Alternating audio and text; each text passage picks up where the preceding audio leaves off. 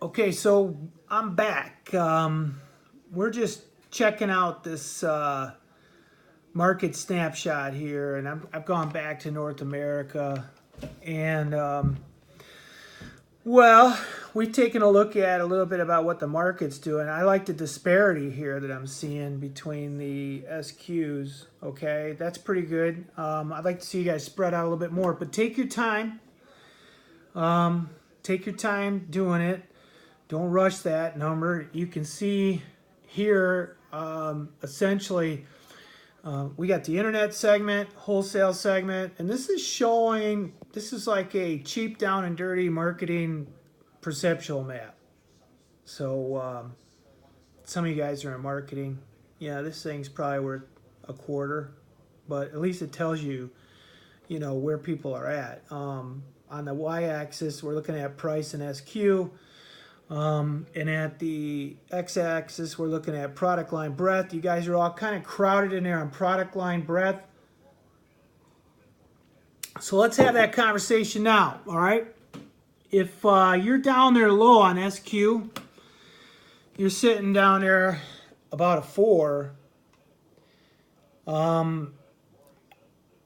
you're going to need something to drive people to the store. And if you don't have a volume of different models to do it, it's not going to happen. It'll come at a much higher cost with advertising and other things you're going to do. So you got to drive this number here up. Okay, this guy, number of models. All right. Now, does that mean you go to 500 right away? Nope. Look at this like it's your business. You're going to grow steady, sure, but you're not going to grow overnight. Okay, those things that happen like that are, I would say fluky, but they're fortunate. They don't happen that way often. You've got to play things financially safe. You guys in this 150 range, well, we're going to talk. G, here at 53, yep, you got a great EPS. And you make good money on these numbers. Now, let me just say this, okay? There's a little coaching point. As you go higher on this SQ rating, you can afford to stay down here, okay? But I think you'll discover and you'll find that you're going to be bringing those numbers up. But hey, play it the way you want, all right? I've played down here in this 50 to 100 range too, and I've won my share of games down there.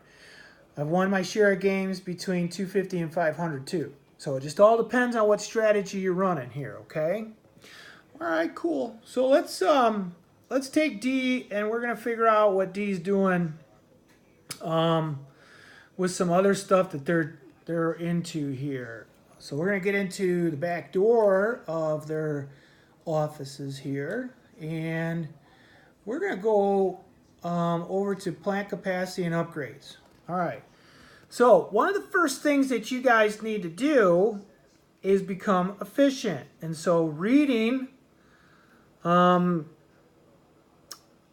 your user manual should be telling you, and if you got my cheat codes, should be telling you that you're going to pick on some upgrades here early.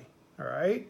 So one of the things you're going to want to do first is you're going to want to pick up option A. So I'm going to give you guys a cheat right now. Always pick option A right off the bat. Okay, you've got 2 plans, right? You got North America and you've got Asia Pacific. So you click those 2. Boom, we just gave ourselves an upgrade that's going to reduce our rejection rate by up to 50%, okay? You can only do 1 a year. So in this practice round, that's the one we're doing. We're not going to see a big benefit on that early on here, okay? Oh, hang on a second. But you will eventually, all right? So we're going to crank that number up. Now, I just got into where I can see my EPS here. By saving that decision. All right, so check it out. Well, that's not good. We've gone backwards, right? Well, not really. All right, we're gonna take a look at this. Okay, now as you guys get more and more strategic, you may look at the proposition of selling some of your capacity in the beginning. You can sell a little bit if you want, because if you do the numbers right now, your total capacity I think is 7.2 million pairs, and you're not quite there in round one for demand. So you have excess capacity. You could sell some of it. I'm going to leave that right there. You guys figure out what you want to do. Probably not in this next round you're playing. I wouldn't do it. But as you get into that first round of pregame, you might want to think about it. Okay? Don't sell much. There's another hint. Okay?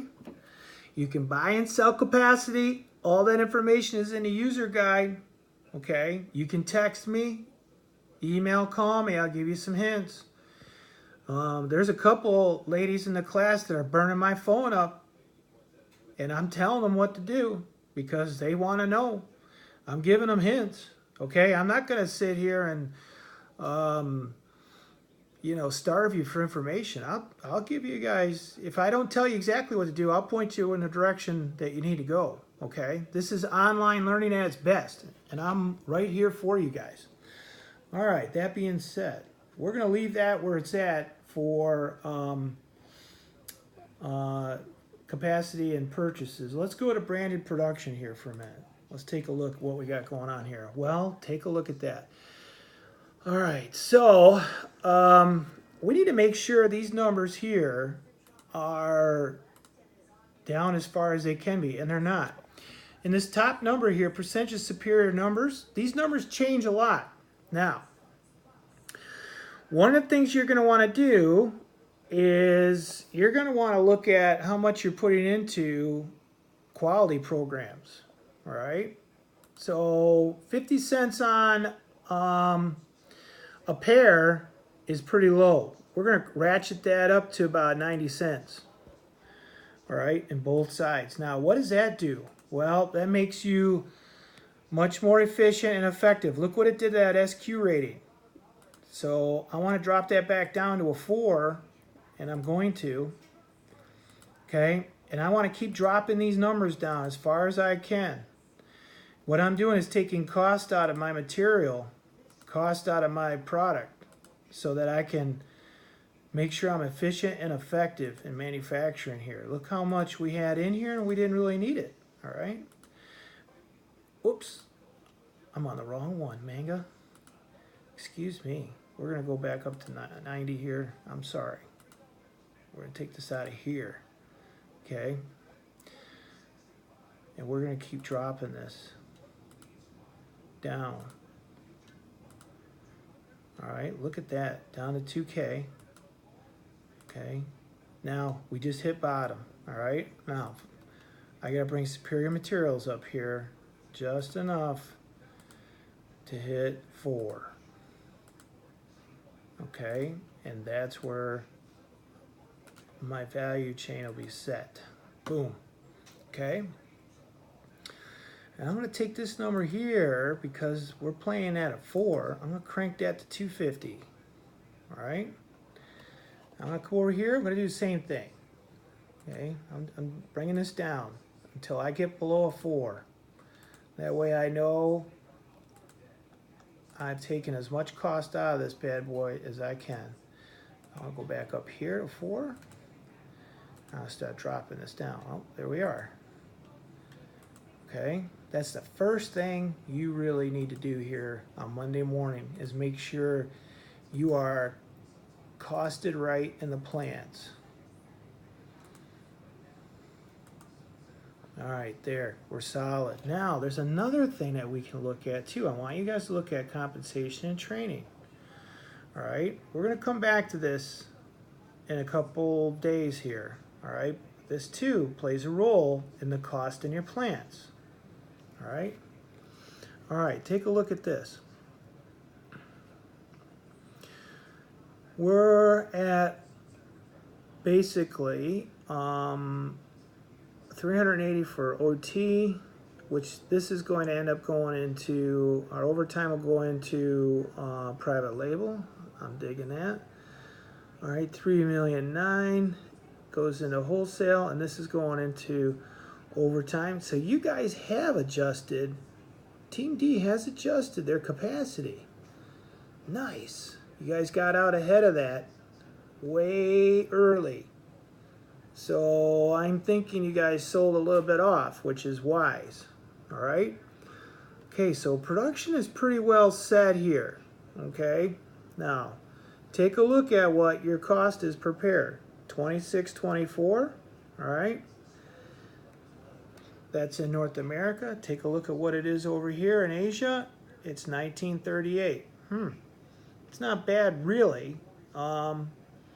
We're going to do a little better later, but this is pretty good sitting here for right now. All right. So I'm going to end this one.